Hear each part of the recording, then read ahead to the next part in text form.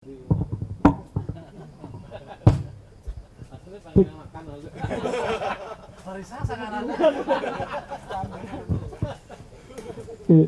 kasih Bu Nuri. Terima kasih ini senior saya Bapak Nyoman dan Pak Wayan untuk masukannya. Ya, saya pernah memimpikan seperti ini. Bagaimana kita di sastra Bali modern bisa membuat sebuah diskusi, perdebatan, bukan iri-irian, sebuah perdebatan yang sehat gitu. Misalkan ada teman kita mengeluarkan buku, kita hancurkan cacat. Tapi ada yang sensitif dengan kata nyacat itu. Tapi oke, cacat. Kita cacat habis-habisan bukunya. Seperti itu. Dan misalkan kita ketemu sebulan sekali di suatu tempat, tidak perlulah di warung kopi, mungkin di lapangan atau di mana, kita ngobrol tentang gimana sastra Bali modern, dan sesekali kita kolaborasi dengan sastra Indonesia, bahkan dengan seni rupa seperti itu. Itu sebenarnya keinginan dari kita. Tapi ya kembali lagi gitu. Segimana militansi mereka gitu, penulis-penulis tersebut gitulah. Itu yang sulit sebenarnya. Misalnya kalau kita ketemu bertiga, berempat, berlima masih bisa. Kalau misalkan lebih dari itu mungkin agak sulit. Dan saya sadar sekali bahwa sejak saya memutuskan memilih menulis, saya tidak berani menyebut diri saya seorang sastrawan atau apa, karena saya merasa tidak pantas menyandang itu gitu. Saya penulis gitu. Sebelum saya ke dunia tulis, saya sadar sendiri bahwa ini adalah dunia yang sepi, dunia yang sunyi. Saya tidak mungkin mengharapkan bahwa ada tepuk tangan. Kalau misalkan saya ingin menjadi seperti itu, lebih baik saya jadi pemain bola, jadi artis, jadi penyanyi, dan lain sebagainya gitu. Jadi dengan kesadaran itu, jadi saya tahu gitu. Bahkan ada yang mengatakan, banyak sekali mengatakan bahwa ini kenapa majalah ini tidak dibawa ke pemerintah gitu. Kenapa tidak ditawarkan untuk dibiayai, dicetak gitu. Oke, saya berpikir bahwa kenapa kita mengemis? Sastra ini lebih mulia, lebih tinggi derajatnya daripada kita mengemis dengan pemerintah hanya bahkan dapat 1 miliar itu lebih rendah, masih lebih rendah gitu. Sastra itu lebih mulia gitu. Dilihatkan di media sosial. Online. Ya, kenapa itu? Dan belakangan kita memang kerjasama dengan Balai Bahasa. Tapi ini bukan apa-apa. Saya tidak pernah menawarkan gitu. Karena Balai Bahasa mengundang. Kami punya dana untuk membayar penulis gitu. Tapi saya tidak mau memegang uang itu. Tapi langsung diurus balai gitu. Saya tidak mau mengurus keuangan dan lain sebagainya. Jadi naskah yang masuk diseleksi yang mana yang berhak gitu, saya kirim langsung namanya, silahkan urusan honor sama balai. Jadi saya tidak ikut campur gitu. Jadi misalkan besok mau lanjut atau putus, saya masih pain-pain aja gitu, tidak ada masalah gitu. Jadi itu sebenarnya gini saya. Apa lagi? Ya mungkin hal-hal seperti itulah. Dan bahkan ada lagi seperti ini, selentingan. Tapi saya sih biasa aja, ada selentingan karena ini ada blognya kan kita tahu bahwa blog itu bisa isi AdSense. Tuh. Ada yang menanyakan kepada saya berapa dapat per bulan dari blog. Ada yang menanyakan seperti itu. Dan saya maunya ketawa sih, tapi ya udahlah karena beliau lebih senior, jadi saya katakan ini tidak menggunakan AdSense. Kalau mau cek silakan. Kalau misalkan AdSense kan ada banyak iklan gitu yang berseliweran. Ataupun mungkin kerjasama dengan apa gitu, silahkan dicek gitu. Ya seperti itulah yang kemudian belakangan mungkin kita perlu resah juga ya, kalau mungkin umur saya semakin bertambah, nanti berkeluarga dengan kesibukan dan lain sebagainya, regenerasi itu sulit. Kami mencari regenerasi yang sulit, dan bahkan saya pernah berprinsip kalau misalkan ada orang yang mau mengambil soal Saking Bali, saya persilahkan dengan menghapus nama saya atau nama kita dan lain sebagainya dari majalah tersebut. Oke, tapi yang penting majalah itu berjalan. Itu prinsipnya gitu. Silahkan ambil, hapus nama kita semua dan pakai itu sendiri, bahwa yang mengambil itu adalah pendirinya, pembuatnya dan sebagainya. Silahkan seperti itu. Ya mungkin seperti itu. Oke, terima kasih Supartika tadi. Supartika ini sebenarnya tidak cocok dia jadi apa namanya pembicara, dia adalah performer sebetulnya. Dia kan menonton performa tadi sebetulnya.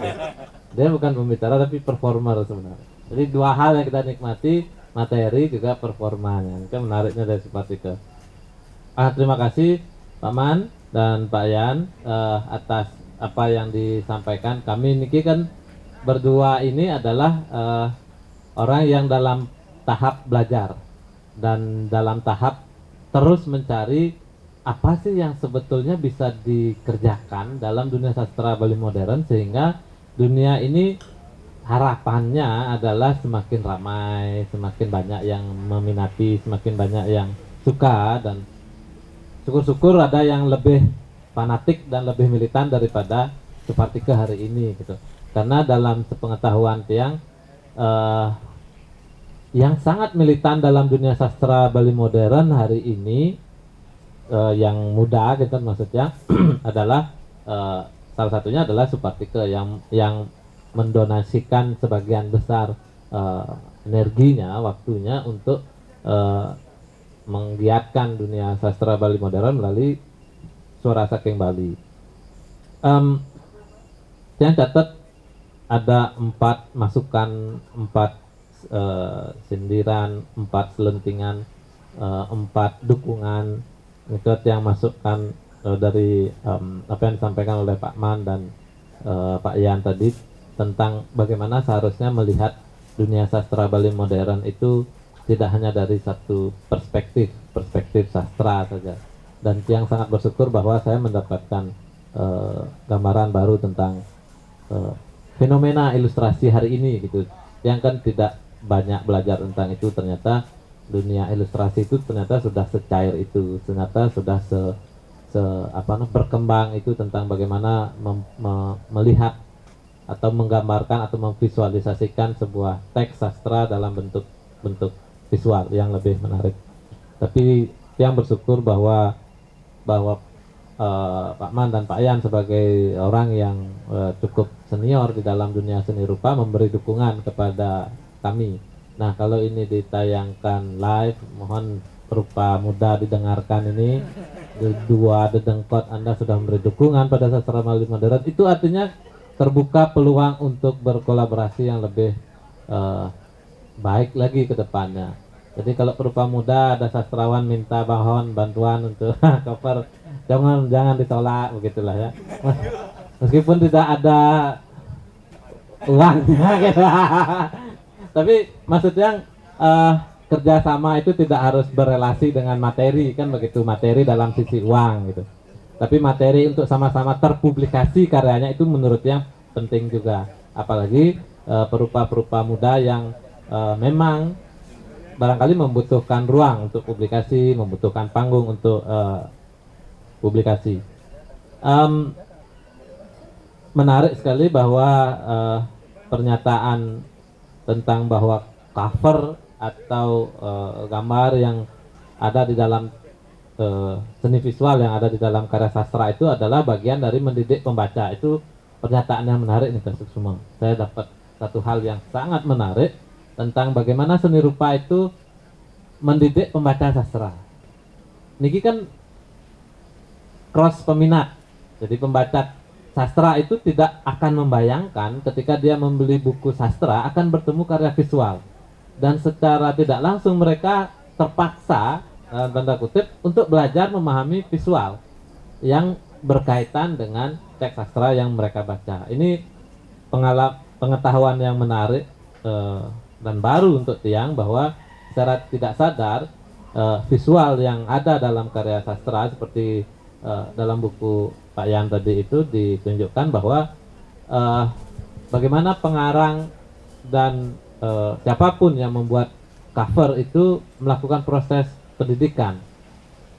Dan barang tentu tidak semua yang membaca buku itu adalah orang yang menikmati seni rupa. Barangkali orang yang baru pertama kali melihat seni rupa, dia jadi terpaksa harus belajar memahami covernya, belajar memahami seni rupa visual, dan mencoba menyelami makna di balik visual yang hadir sebagai cover, sehingga dia tidak hanya sekedar membaca teks puisi saja, tidak hanya sekedar membaca teks cerpen maupun teks cerpen novel saja.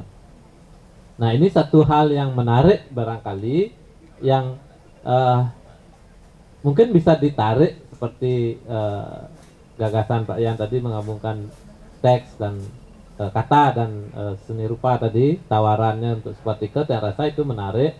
Barangkali kami dulu pernah melakukannya dengan satu program campuhan rasa, barangkali ada lagi program yang serupa yang bisa dikolaborasikan perupa dan sastrawan, sehingga kedua entitas yang sama-sama memiliki penggemar ini saling belajar, jadi cross ya. Jadinya siapa tahu dalam pameran itu kolektor seni rupa yang fanatik pada karya Pak Man Irawan gitu misalnya, tiba-tiba pingin beli bukunya Supartikel gitu kan, dan dihargai 200 juta sama seperti karyanya Pak Man Irawan. Nah, barangkali itu harapannya Supartikel, barangkali begitu. Kalau puisinya seharga segitu bisa cukup untuk menjadi semangatnya Supartikel. Kalau dia menikah dan hidup berkeluarga tentu tidak bisa penuh waktunya dengan Suara Saking Bali, sehingga dari situ dia bisa mulai belajar untuk melihat sesuatu yang beda dalam berkarya di dunia sastra. Nah, fenomena-fenomena atau bayangan-bayangan seperti itu adalah sesuatu kemungkinan-kemungkinan yang barangkali bisa dibuka ruangnya, kolaborasi itu, sehingga penikmatnya bisa saling tukar. Jadi penikmat seni rupa juga menikmati teks sastranya, penikmat sastra juga paham bagaimana menikmati visual, bagaimana memahami, mendalami, menyelami titik-titik atau ikon-ikon visual itu, yang kemudian mereka akhirnya berpikir dan belajar, oh seni rupa itu begini gitu, oh seni sastra itu rupanya begini. Dan itu satu hal yang menurut pikiran Tiang sangat mungkin untuk dilakukan bersama, dan Gurit itu sangat punya kans untuk memfasilitasi itu. Jangan takut. Jadi saya masukkan ke proposal Gurit tahun depan.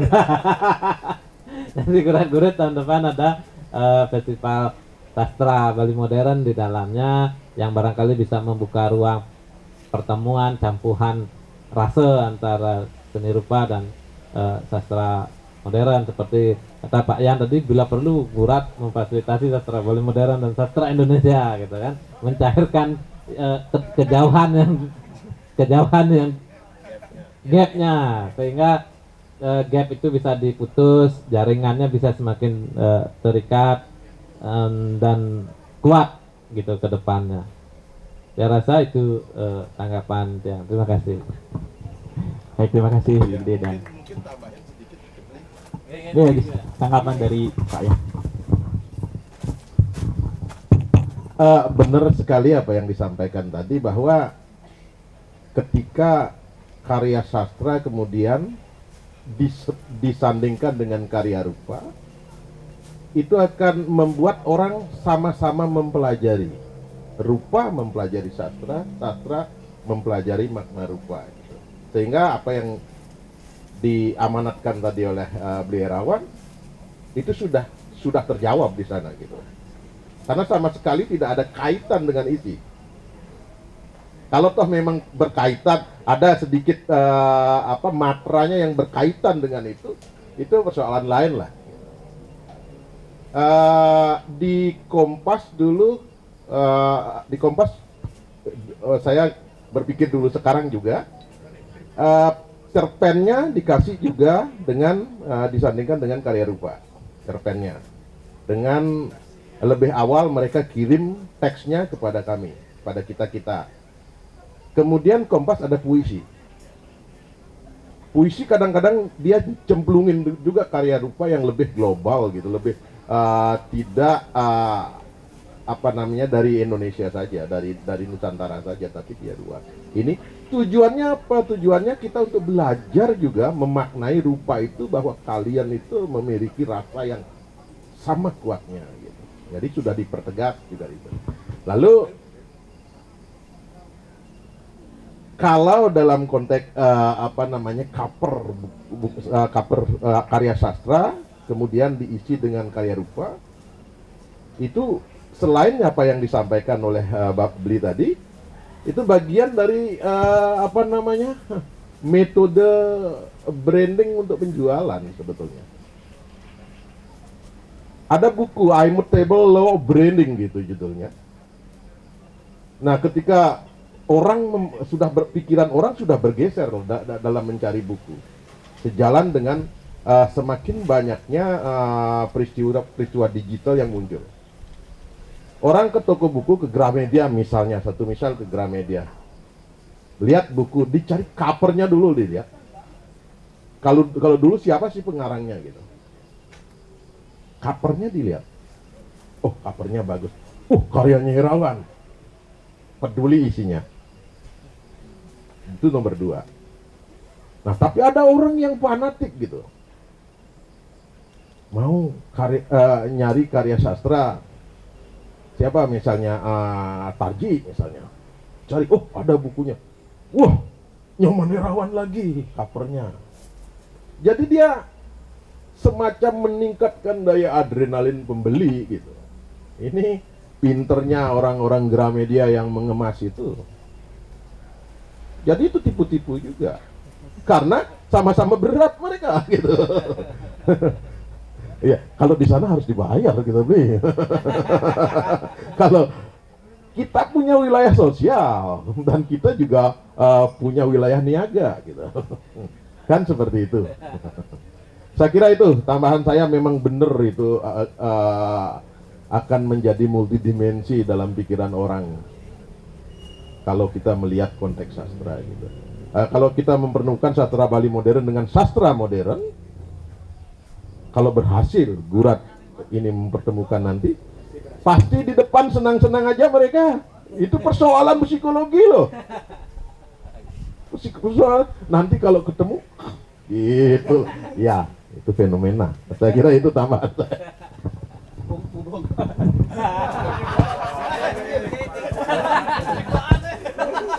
Nah ini, silakan, Mas. tadi ada menyinggung tentang honorarium ya, tentang ilustrasi ya. Saya harap Kudus Pak Ketua jangan takut lah. Karena saya yakin mungkin yang muda-muda harus bersikap seperti saya dengan Radika ya. Karena dari dulu saya ada teman sastrawan yang Beli, sekarang bikin oke tanpa. Saya sekarang dapat sama Irawan. Saya sekarang pagi tadi Kompas udah telepon saya untuk bikin ilustrasi untuk kumpulan cerpennya Gede Arianto kamu. Kita yain aja dulu. Apalagi gede itu. Berapa bayarnya nggak penting tuh. Nah, mudah-mudahan hal-hal seperti ini terjadi terhadap beberapa muda adalah karena wilayah ini penting. Kita dalam ini membantu sastrawan, apalagi yang muda, istilah saya itu memotivasi gitu. Kalau kita dukung secara memberikan tidak dengan honor, tapi merelakan memberikan support dengan garapan visual. Saya kira itu sebuah dukungan bagaimana anak-anak muda itu depan itu semakin percaya diri gitu. Harapan saya ya mudah-mudahan seni rupa yang berupa muda-muda ya harus punya sikap yang begitu. Karena wilayah niaga kita beda. Ini wilayah sosialnya, ini wilayah sosial. Kita punya wilayah seperti kata waktu itu, wilayah niaga kita ya beda. Lukisan ya saya minta lah beli ilustrasi ya, menyemangati anak muda. Bahkan saya spesial Markantang, Mak Mando. Ya, saya sering juga ngasih ilustrasi ke Pak Sangre deh. Bahkan tahun 90 sampai 90 akhir itu dengan Raka Kusuma saya selalu diminta setiap terbitan Kurat Wanginya. Bahkan saya dimasukin sebagai ilustrator. Saya yain aja deh. Apa saya nyumbang gambar bangga itu kan nama saya Jando. Karena suatu waktu dia putus saya, dia punya hak untuk meminta ke saya gitu. Harap saya untuk Kudus Warga semangat teruskan dan jangan takut. Saya bikin ilustrasi, saya inginnya sih ini bayar berapa ya, jangan pilih. Saya kan yang mudah-mudahan akan merelakan goresannya untuk hal seperti itu. Begitu ya, terima kasih. sepertinya semakin malam ortoglas semakin mengkilit gitu ya, semakin kuat. Enggak, jadinya Medan ini dikuasai oleh saya sama Ridiko. Seolah-olah saya yang paling, kita yang paling tahu ya. Yang lainnya dong, yang muda-muda. Ya, silakan. Ya silakan untuk Baik itu sastrawan maupun pemurba muda, silakan usul juga atau memberi tanggapan. Kalau itu putus partikel baca puisi dulu. Itu mending. Kalau saya yang baca nanti. ya silakan untuk pendengar yang lain. Oke silakan. Ya, Dewo. Masih muda ya Pak? Sekarang yang muda. Silakan. Umur berapa? Kalau persoalan tua itu persoalan KTP sebenarnya. Ya, baik. Saya meminta waktu sedikit sih. Ini menarik sih sebenarnya karena kalau ditarik lagi di dalam kesejarahan lahirnya sastra dengan seni rupa gitu, sejatinya lahir dari satu rahim yang sama, yaitu gua. Gitu. Jadi bagaimana kata itu kemudian entah yang mana lahir duluan itu kan menjadi perdebatan sebenarnya. Tapi yang jelas sastra dan seni rupa itu lahir dari satu rahim yang sama, yaitu peradaban gua dari sejarah yang tercatat seperti itu ya. Di sini sih putus partikel gitu untuk menulis di Suara Saking Bali gitu. Karena saya punya ide untuk membawa tulisan-tulisan tentang seni rupa ke dalam bahasa Bali yang dalam saya memikirkan bahasa Bali kalau dalam istilah saya itu bahasa Bali pepenggaan atau bahasa Bali posko gitu. Jadi yang bahasa Bali yang tidak terstruktur secara yang secara halus atau bagaimana. Nah, kemudian itu juga menjadi pemantik pertanyaan saya. Nah, kira-kira apakah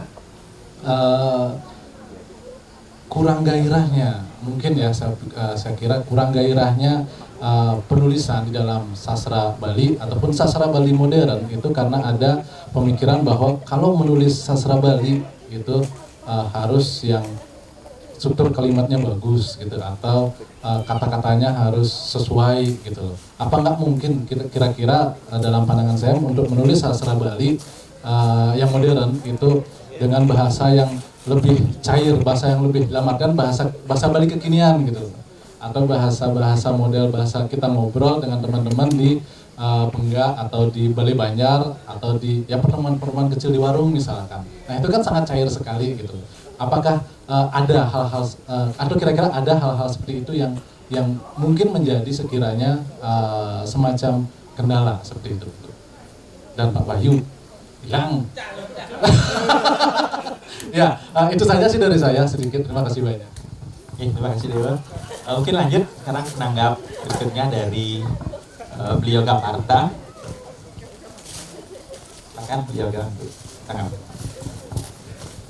Ya, terima kasih.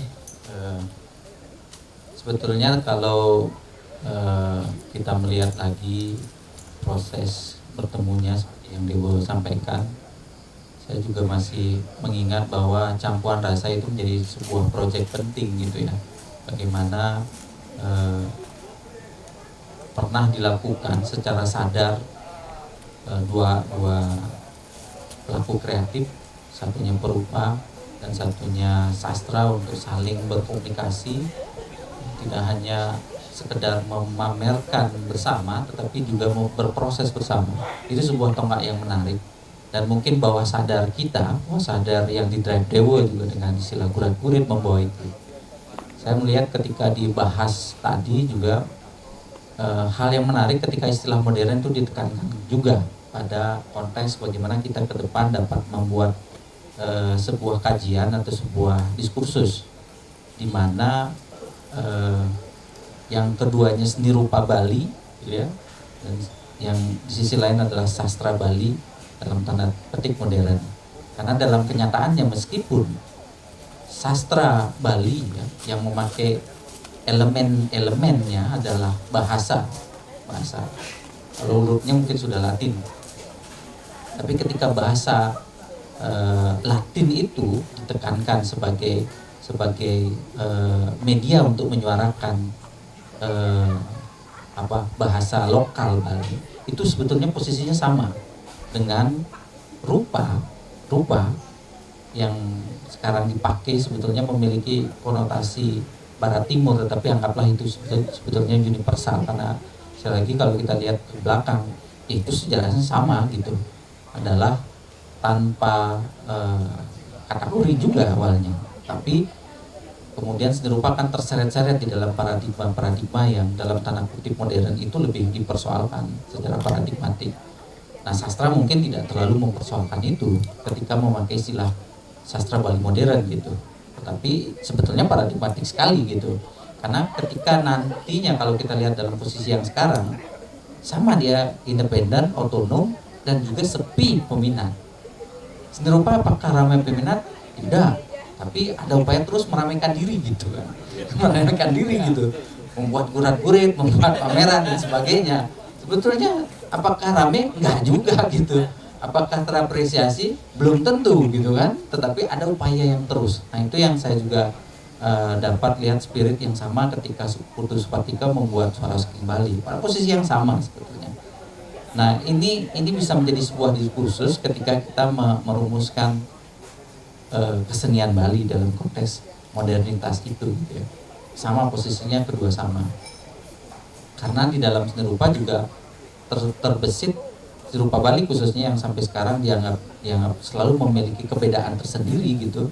Karena ada kecenderungan perupa muda kita juga memakai atau menggali bahasa-bahasa visual atau mentransformasi bahasa visual yang sumbernya dikaitkan kembali kepada konteks masa lalu.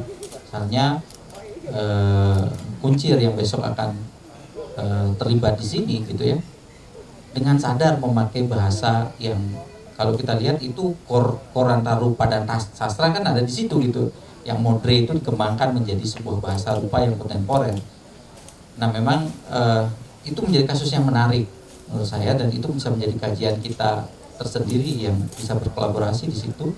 Bagaimana di dalam modre yang berkembang yang memang dikuatkan rupanya, tetapi sebetulnya ada konteks kesusastraan yang tetap menjadi latar atau menjadi bagian dari konsep yang dikembangkan Kuncir di dalam kekaryaannya. Karena ketika ditanya kita masih bisa mendengarkan bagaimana sumber asali secara filosofi itu dikembangkan atau ditransformasi. Nah, memang rupa memberikan peluang yang lebih mudah secara visual karena memang tidak terbeban atas kalau di sastra pasti length and parole kalau kita melihat struktur bahasa gitu ya, karena nggak bisa dilepaskan dia. Keterbacaan dan ketermaknaan itu menjadi hal yang sangat urgent di dalam syarat utama di dalam sastra. Ketika orang membaca tidak paham, tidak bisa memahami, pasti dia akan stuck gitu kan. Nah, ini juga problem yang sangat harusnya bukan menjadi problem kita, tetapi problem negara kan gitu ya. Karena di bawah Dirjen Kebudayaan atau bahkan Dikbud yang mengumandangkan terus tentang bahasa daerah itu kan terus mereka programkan, tapi ya memang juga masih tidak jelas lah bagaimana itu terimplementasi secara baik. Nah, gerakan-gerakan militansi ini sebetulnya harusnya dilihat oleh pemerintah secara formal bagaimana, mungkin besok kita tanya lah, meskipun Bu Wiwin tidak mewakili secara langsung gitu, tetapi ML sekdisnya pasti bisa kita pertanyakan nantinya gitu. Tetapi mungkin secara sadar kita bisa menggerakkan ini menjadi sebuah diskursus baru yang kenyataannya kalau kita melihat seni rupa modern itu juga tidak bisa dilepaskan antara modernisme itu antara visual dengan susastra masuk di situ, bahkan dance, teater, arsitektur juga menjadi bagian yang sebetulnya teori seni rupa, teori modernisme itu juga sangat terkait. Nah, sekarang kita bisa menarik dengan sadar sebetulnya istilah modern yang kita pakai sebetulnya para problematik dan paradigmatik. Nah, paradigmanya ini bisa kita gerakkan bersama ya. Dan ini juga sebetulnya bukan wilayah yang di seni rupa sendiri seperti yang dilakukan Kurat dengan kajian ini kan jauh dari dari apa yang sebetulnya dibayangkan dengan persoalan pasar tadi gitu ya. Tetapi kami tetap juga bergerak dengan keyakinan bahwa hal ini penting gitu untuk dilakukan, karena dia tidak bicara tentang kekinian dan dia tidak perlu dipedulikan dengan persoalan kekinian. Apakah orang mementingkan atau pelaku seni rupa juga belum tentu menganggap kajian ini penting, tetapi kami yakin ketika ini bisa dilakukan ke depan dia akan menjadi hal yang berperan penting tentunya di dalam perkembangan dan pemaknaan. Sama sebetulnya posisi yang sama gitu. Jadi kalau bicara tentang kerangka misalnya pendanaan di belakang kita, ya itu hal yang saya pikir hal yang sama gitu. Tapi memang di seni rupa syukurnya meskipun tidak semua, tetapi ada kesadaran yang sama di antara kita yang konsen di dalam penulisan dan pengkajian atas beberapa atau atas praktik yang dilakukan oleh seniman, Dike, Lirawan, dan juga termasuk lingkaran yang muda untuk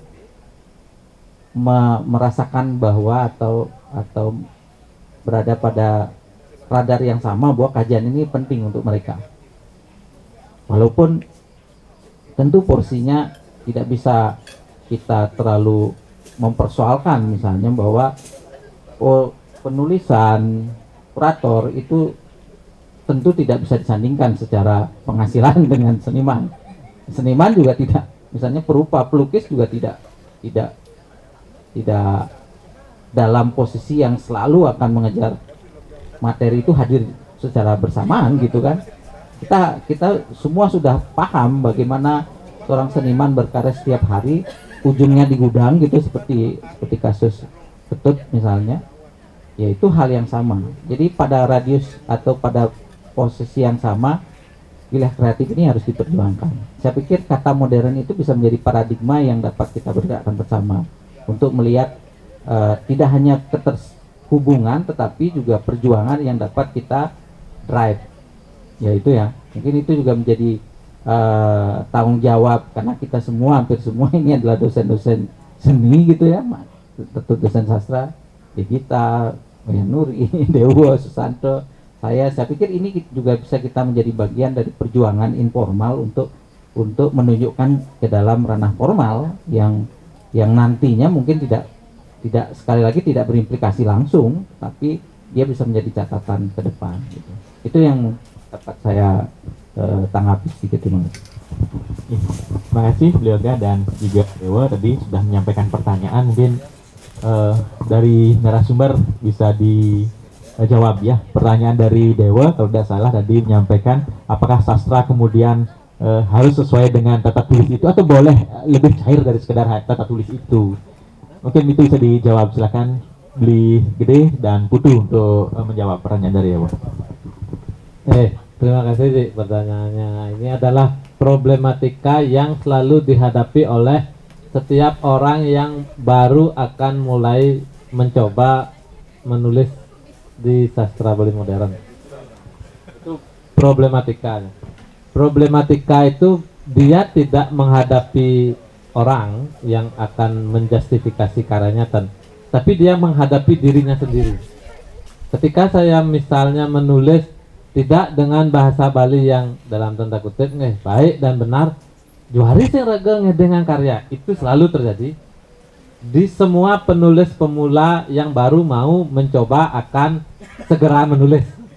Sebenarnya sudah ada lima tulisan tapi pendek-pendek, makanya manis gitu. Makanya tertunda gitu. Oh gitu. Nah, saya punya jawaban sih.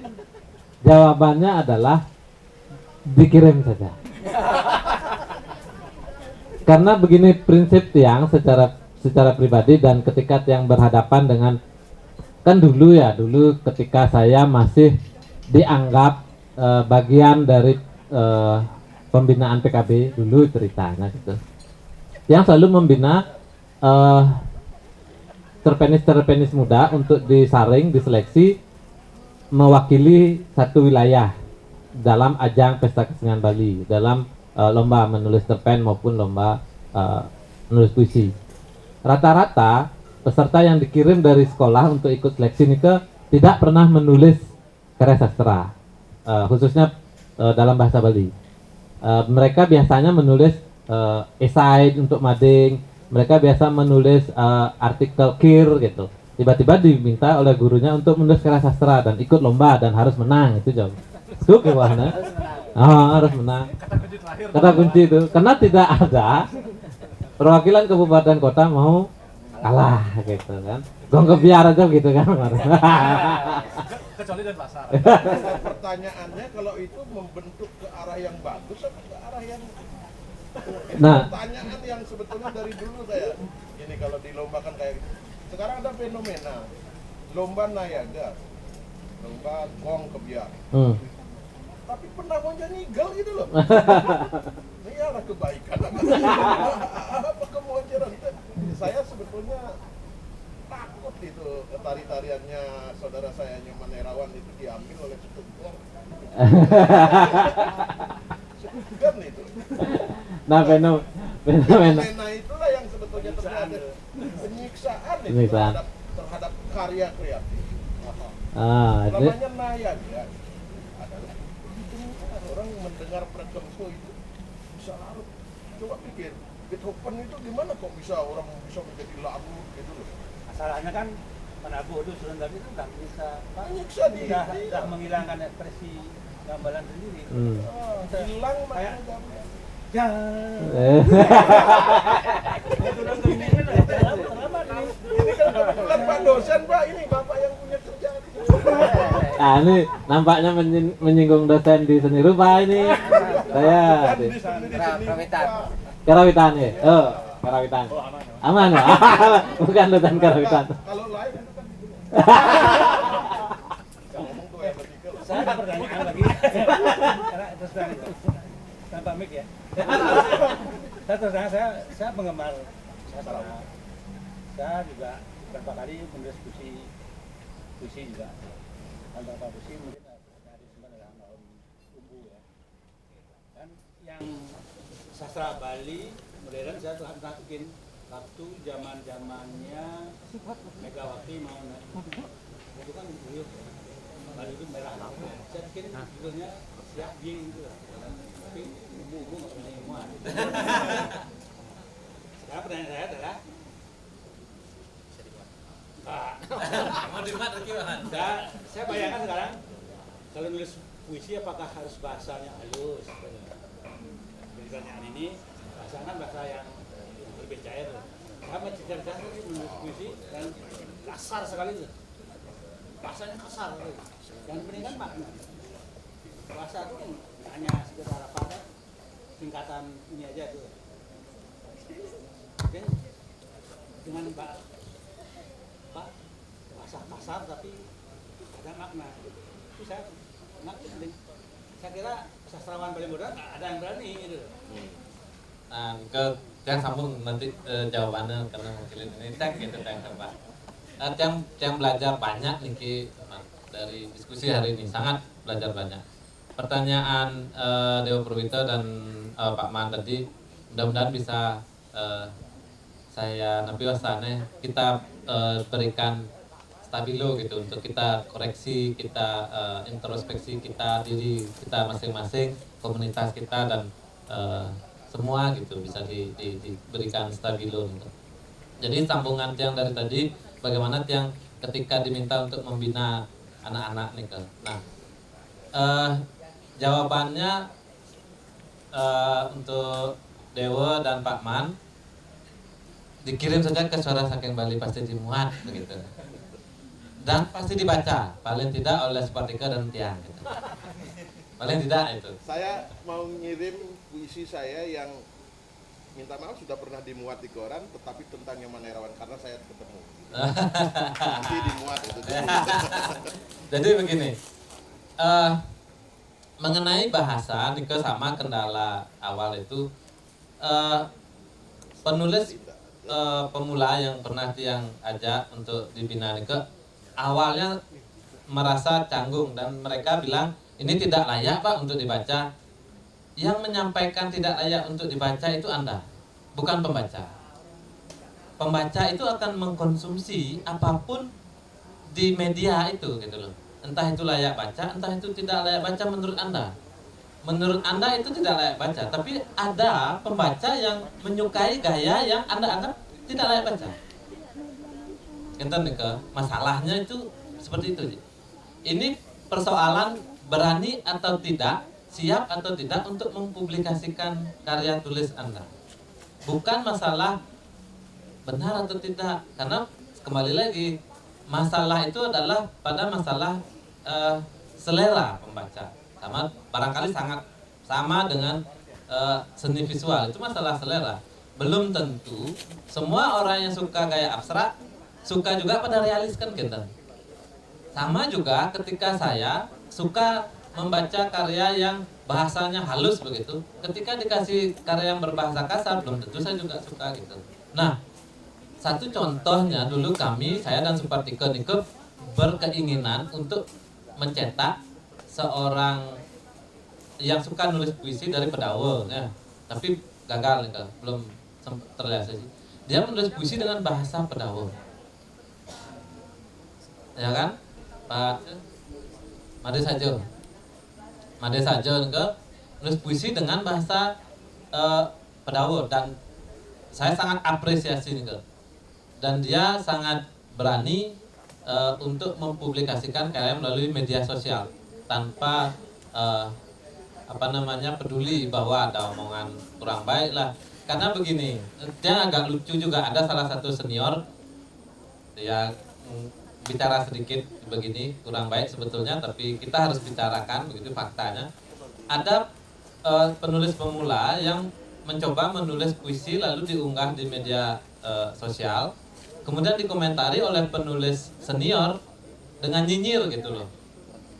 Dan itu yang membuat penulis muda ini down gitu loh. Akhirnya berpikir untuk mempublikasikan karyanya. Nah, barangkali itu juga ketakutan dari Dewa gitu, dipublikasi nanti diejek lah. Saya pikir tidak penting. Tidak penting Nike, yang penting Anda berkarya, publikasikan. Perkara dinilai itu adalah urusan pembaca. Nah, makanya ada istilah pengarang sudah mati, ya kan? Jadi begitu karya itu sudah dipublikasi, pengarang dianggap mati. Karena orang mati bukan sing ngerasa kan gitu. Jadi mau ada yang ngomongin, mau ada yang ngajak panggen begitu. Yang penting ketika karya itu terpublikasi, itu sudah jadi hak milik dari pembaca. Biarkan pembaca menilai, biarkan pembaca memberikan apresiasi pada karya itu, sehingga tidak perlu dipikirkan. Yang sempat berikan masukan kepada sastrawan-sastrawan di Tabanan, Karangasem, dan Pasar manapun itu dari kabupaten Nike yang memiliki sense bahasanya masing-masing supaya tidak diseragamkan. Karena Niki pun susahnya di sastra Bali itu adalah ada orang yang merasa senior, yang merasa paham betul dengan bahasa Bali, tata bahasa Bali, ketika melihat karya sastra dengan bahasa sastranya, lalu mengkritisi itu tidak sesuai tata bahasa Bali, sing sesuai tata titi, sing sesuai angga hungguh yang bahasa. Menurut yang itu adalah suatu penistaan terhadap karya sastra. Karena tentu saja bahasa karya sastra tidak sama dengan bahasa yang digunakan ketika kita matur yang sulinggih, itu pasti beda. Ketika kita ngomong dengan orang tua itu beda.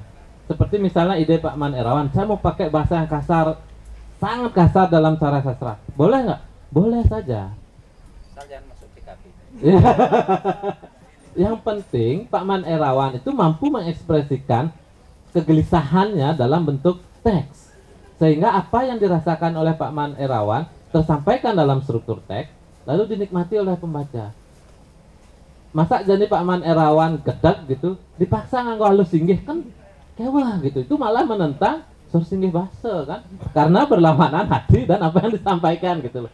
Jadi mentahal. Jadi ketika Pak Man Erawan menyampaikan dengan bahasa kasar misalnya, dalam konteks kemarahan dia sangat wajar. Kalau dalam konteks yang tidak marah dengan bahasa kasar pun wajar. Itu namanya gaya bicara, gaya berbahasa, gaya bertutur begitu loh. Nah, sehingga setiap kita menemukan puisi dengan bahasa kasar, tanpa melihat pengarangnya kita sudah bisa mengidentifikasi, oh nih Pak Manerawan karena bahasanya, gaya bertuturnya seperti ini. Itu lama-lama akan menjadi identitas kekaryaan dari seorang pengarang itu gitu loh. Sehingga apapun bahasanya, bagaimanapun Anda bertutur dengan kata-kata dalam sebuah karya sastra, itu adalah identitas Anda yang sama sekali tidak boleh dihilangkan sebetulnya. Tidak boleh diseragamkan atas nama Anggah Ungguhing Basa Bali, omong kosong. Menurut yang itu omong kosong. Karena dulu Bli Made Sugianto nulis dengan logat Tabanannya kental dan itu bagus, saya suka. Tapi ketika beberapa kali ikut pelatihan bahasa, ketika pembinaan bahasa Bali, gaya Tabanan hilang, jadi halus cara kungkung dedenya gitu. Jadi Sugianto Tabanannya hilang gitu dalam sense bahasa Tabanan. Kaki hijau tuh deh gitu, Tabanan tuh kerasa gitu. Tapi ketika marang pelatihan dikasih tahu nggak bahasa yang benar, ikut dia gitu, akhirnya itu sayang sekali hilang. Beberapa kali saya bilang kalau penulis-penulis sastra daerah dari Buleleng gitu misal dalam berpuisi itu Buleleng Cainani gitu harus keluar itu sebagai identitas Buleleng. Sehingga ketika kita baca 5 cerpen dari masing-masing kabupaten, kita merasakan sense bahasa masing-masing kabupaten itu. Kalau Genyar, kayak ada kan gitu-gitu sense di dalam dialog utamanya, bukan dalam narasi. Kalau narasi mungkin agak sulit, tapi dalam dialog antar tokoh sangat mungkin kita tonjolkan dialek masing-masing kabupaten atau kekuatan bahasa yang jadi identitas dari pengarang itu. Sangat mungkin. Jadi jangan takut. Meski tidak dapat honor, Suara Saking Bali siap menampung tulisan Anda. Gitu. Pak Man, lurusan Pak Man. Sekasar apapun itu. Saya senang bisa ngerembuk dengan teman-teman sastra ya. Kenapa? Saya tidak punya utang sih sama teman-teman sastra yang di pergaulan saya. Karena mereka dari dulu ubar saya untuk kapan kumpulan puisinya diterbitkan. Saya sekarang sudah umur 64 tahun kayaknya sedang segera buku ini menstimulasi supaya segera. Saya ingin sebenarnya. Saya diukur oleh waris terus. Biarawan kapan nih kumpulan puisinya diterbitkan? Gampang lah. Nanti ada apa? Kalau bikin banyak ya dalam 20 jam 50 puisi dalam 24 jam itu bisa saja.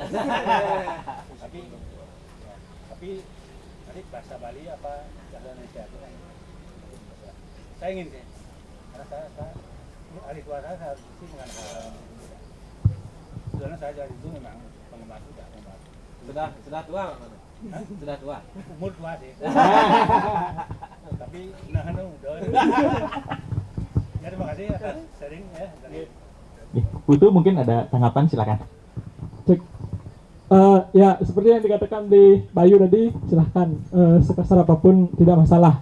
Dan gini juga di Suara Saking Bali itu menerima apapun yang dibilang sastra.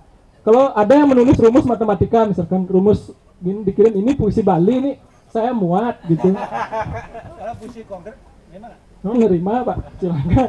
Misalkan kayak Danato Kota 6 itu di puisi nih, terima, saya muat ini puisi gitu.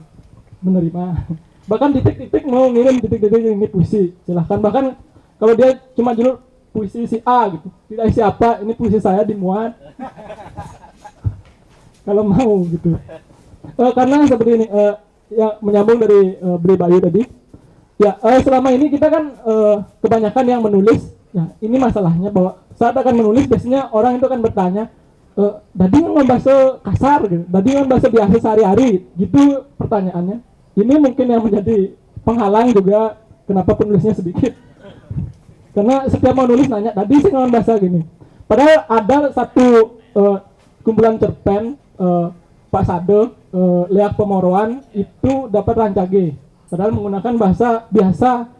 Kalau misalkan bahasa yang di EYD-kan, dalam tanda kutip bahasa Bali yang di EYD-kan kan harusnya misalnya kepekan itu ditulisnya kapekan. Tapi tetap Pak Sade menggunakan kepekan, kije gitu, kija kan biasanya gitu yang di EYD-kan gitu. Seperti itu. Jadi bebas aja kalau ke suara saking Bali. Jadi saya ditunggu tulisannya beli ibu. Selain itu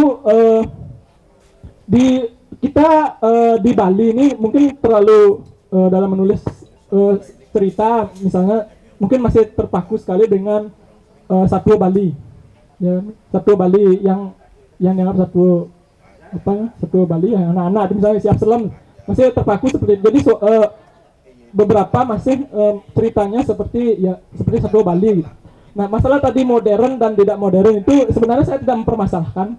Meskipun dia mengirim geguritan itu dibilang puisi Bali modern, tetap saya anggap itu puisi Bali modern gitu. Karena dia menganggap, bahkan karena kenapa? Saya berkaca pada ada novel, kalau pernah baca Kiat Sukses Hancur Lebur, Martin Suryajaya itu, kalau dibaca tidak akan ngerti. Jadi orang ini apa gitu. Jadi di sana ada banyak sekali bahkan bisnis dimasukkan ke sana, terus ya seperti gini kuliah gitu ada juga masuk. Jadi silahkan kalau mau mencoba baca Kiat Sukses Hancur Lebur itu bagus itu gininya. Jadi saya inginnya juga sastra Bali modern bisa seperti itu gitu. Jadi kita tidak berpaku bahwa kita menulis puisi ada cerpen orang bertanya ini maknanya apa. Tidak harus seperti itu. Silakan menulis kalau misalkan tidak nyambung pun kalau dia mengatakan ini cerpen gitu. Saya akan baca itu sebagai sebuah cerpen. Misal, ya. Bahkan dia misalkan mengirim materi kuliah di kuliahnya itu di hasil dosennya ngomong itu dia catat dikirim ke saya ini cerpen saya gitu. Saya akan baca itu sebagai cerpen gitu. Dan masalah modern dan tidak modern menyambung kembali bahwa ya itu kalau saya pribadi menganggap itu hanya istilah. Kenapa? Karena selama ini di sastra Bali khususnya meskipun dia mengatakan sastra Bali modern belum tentu juga modern kalau misalkan kita pakai sastra modern tradisional gitu sekatnya. Karena kita bisa lihat ada cerita misalkan di Tuung Kuning. Itu menurut saya pemikirannya modern gitu. Kenapa? Karena anaknya yang lahir jika perempuan akan ditektak bang siap gitu. Itu dalam cerpen-cerpen misalkan modern ada cerita-cerita seperti itu juga. Jadi antara sekat antara modern dan tidak modern atau klasik dan lain sebagainya tidak jelas gitu, kabur gitu. Itu pandangan saya sih gitu. Jadi misalkan ada yang berbeda ya silahkan gitu. Sesungguhnya kan Bali itu ini kan sudah kita sharing aja lah. Saya punya pendapat kayak gitu. Bali itu sudah menyediakan ruang yang sangat spesial bagi karya sastra. Dulu kalau karya sastra dipandang transenden dan itu adalah untuk persembahan, orang itu akan bekerja di wilayah Jabu Utama. Ya, di Jabu Utama itu mereka bikin Purane yang gitu. Di Jabu Utama, Mandala Utama ya di Jeroan dia tempatnya. Itu seniman-seniman akan berkutatnya di sana. Dikurasi sesuai dengan kepentingan. Tapi kalau ada karyanya Blierawan atau karya saya misi dengkak-dengkik, cai ibe dan sebagainya, sedikit ke pinggir di Jawa Tengah lah tempatnya. Kalau Anda mau ngopi, kalau mau melalung gitu, Bali tidak anti itu sebetulnya. Jadi universalisme itu tentang penciptaan karya sastra sudah terjadi sejak dulu. Di Jawa Sisi itu ngapain nggak bisa kita? Jaruh bisa. Nah kalau jaruhnya masih sedikit mengkulit-kulit, boleh lagi Jawa Tengah, itu kurator yang menilai. Tetapi yang sudah, Allahu Akbar, yang kayak gitu, udah di Jeroan tempatnya.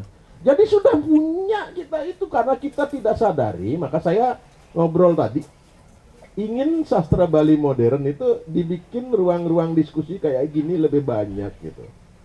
Sehingga mereka bisa terbuka.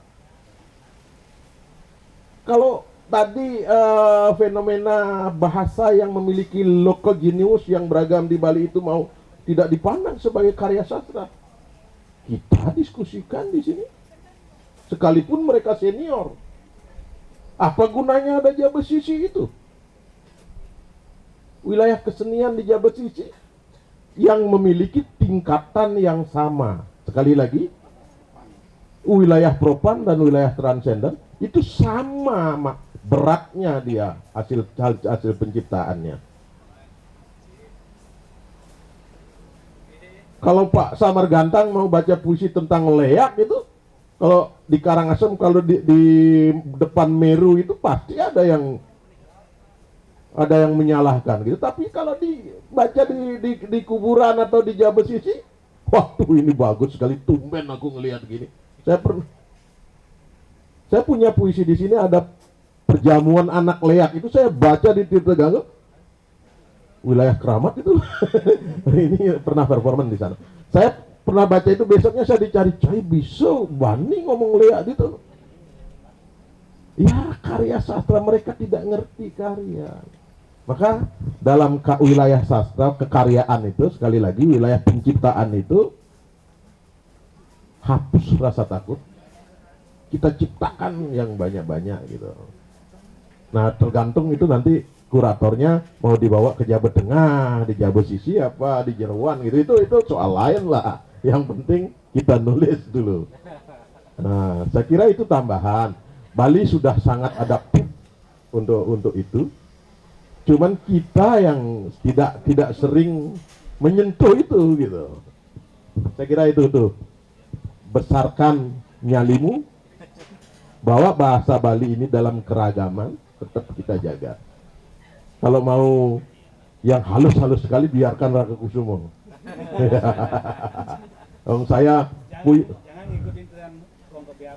Ya, jangan ngikutin gong kebiar. Semua digianyarkan. Iya. Jangan juga mengikuti Iramo yang sudah karena ada Jero Gadung, semua terlilit Jero Gadung. Jangan seperti itu. Kita tetap bertahan pada semakin banyak orang mencipta yang ragam, itu kan semakin kaya kita. Ya, saya kira itu nah ini ilustrasi ini ya. Ilustrasi dari saya. Saya kira itu. Terima kasih. Baik, terima kasih Pak Yan.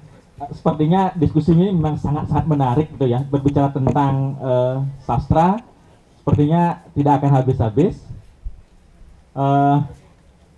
Ya, lanjut. Oke, silakan. Masih ada lagi satu, mungkin yang terakhir mungkin ya. Yang terakhir dari habis-habis ini. Silakan. Semua atas kesempatannya kepada moderator. Tiang Adi, perkenalkan bagi yang belum kenal, Tiang founder dari Kuli dan Kitchen. Terus pertama Tiang ucapkan selamat ulang tahun sekali lagi kepada teman-teman Gurat. Tepuk tangan yang meriah. Kapan nih motong tumpangnya? Besok ada hari ini. Ya, sekali lagi selamat ulang tahun kepada kawan-kawan Gurat. Semoga Gurat semakin maju dan panjang umur. Itu pertama. Terus kedua, menarik sekali diskusinya. Ada beberapa hal mungkin yang bisa saya tangkap tadi, bahwa pertama ada keinginan kawan-kawan untuk membuat sebuah event misalnya, di mana untuk memajukan karya sastra Bali modern ini maju bersama. Saya pikir dengan teman-teman seni rupa, langkah yang diambil Gurat ini menurut saya sangat menarik, karena nantinya ketika memajukan ini gerbongnya berjalan bersamaan, baik itu teman-teman seni rupa kontemporer maupun teman-teman di sastra Bali modern, itu bisa berangkat bersamaan. Nah, mungkin dari Kuli dan kita bisa tawarkan ruang yang bisa dipakai nanti kalau misalnya ada seperti tadi idenya, apakah itu pameran ilustrasi, apakah itu pameran cover daripada buku, itu bisa setelah dikurasi covernya itu kan bisa di redesign atau ditafsir ulang lagi oleh kawan-kawan perupa, kan itu memungkinkan. Apakah misalnya setelah dibacakan novelnya, kemudian kawan-kawan perupa punya ide, oh kayaknya covernya itu akan asik seperti ini, silahkan, itu bisa juga, itu menjadi salah satu tema pameran.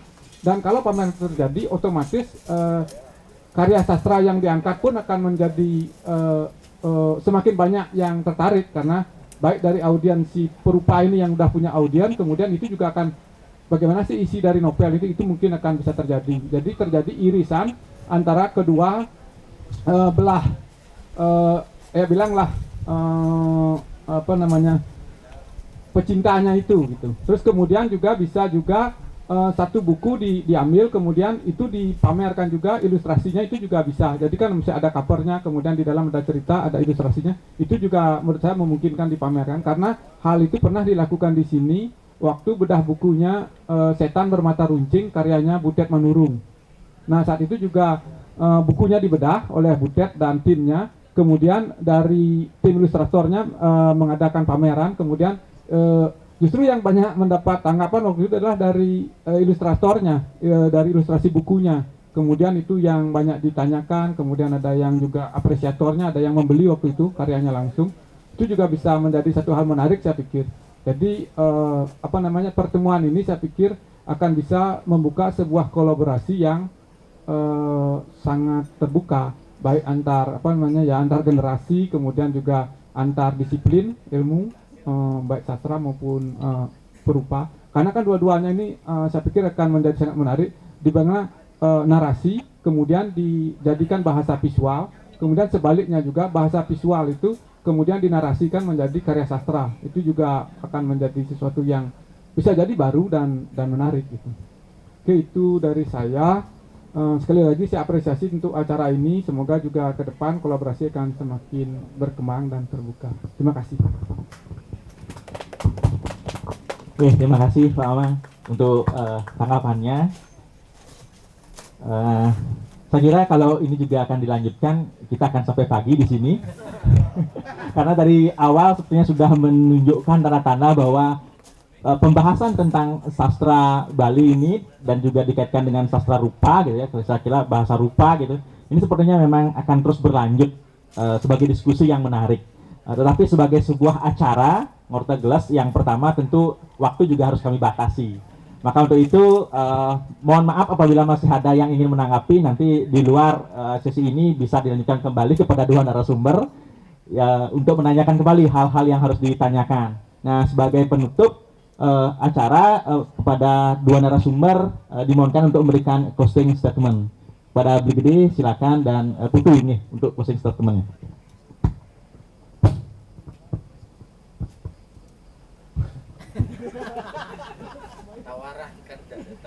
Tawaran ya betul tadi karena ini live jadi siapapun perupa muda yang mendengarkan tadi tawaran dari Pak Man Irawan dan Pak Yan Redike itu adalah petuah dari senior Anda tolonglah kita akan buka ruang kolaborasi sebesar-besarnya untuk teman-teman di sastra Bali modern khususnya ataupun sastra modern pada umumnya sehingga campuran rasa itu tetap mengalir dialiri oleh air-air air motivasi air inspirasi yang tidak akan berhenti hingga ujung waktu pokoknya lah sehingga gurat dan gurut tahun depan bisa lebih ramai. Itu semua. Semoga gurat tidak menjadi grit.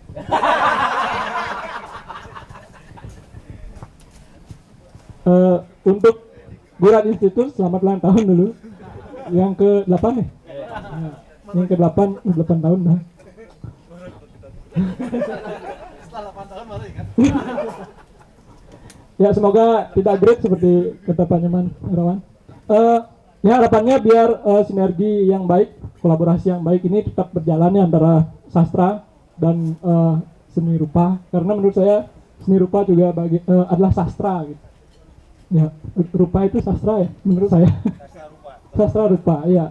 Karena hampir sama kalau membuat puisi ada perenungan dan membuat gini juga ada perenungan pastilah gitu. Selain itu mungkin kerjasama misalkan seperti yang dulu yang campuran rasa mungkin nanti bisa dilaksanakan lagi yang episode kedua.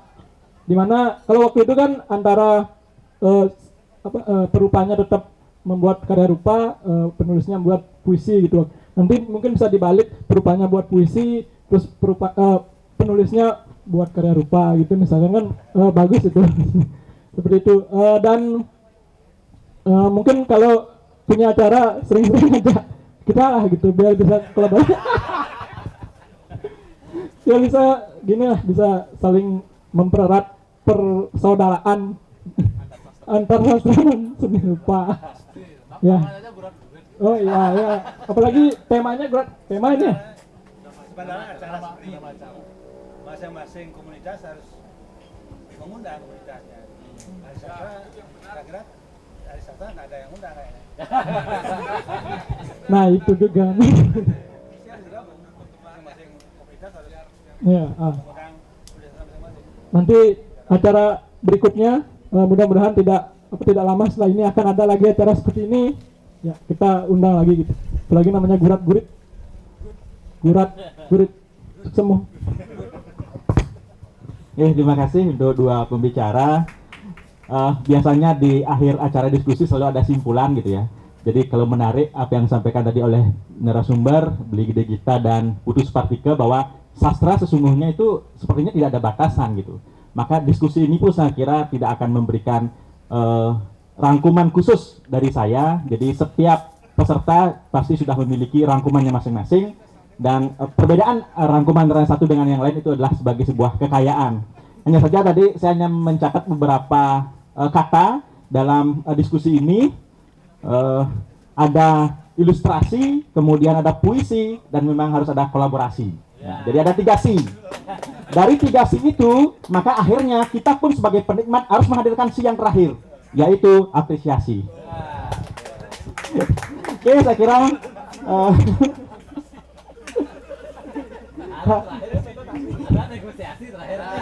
ya, nanti kalau misalnya ada tambahan lagi nasi, ya bolehlah. Baik, jadi acara Gurat-Gurit hari ini adalah acara yang ketiga. Kami di Gurat Institute juga menghadirkan Pekan Senggol Gurat.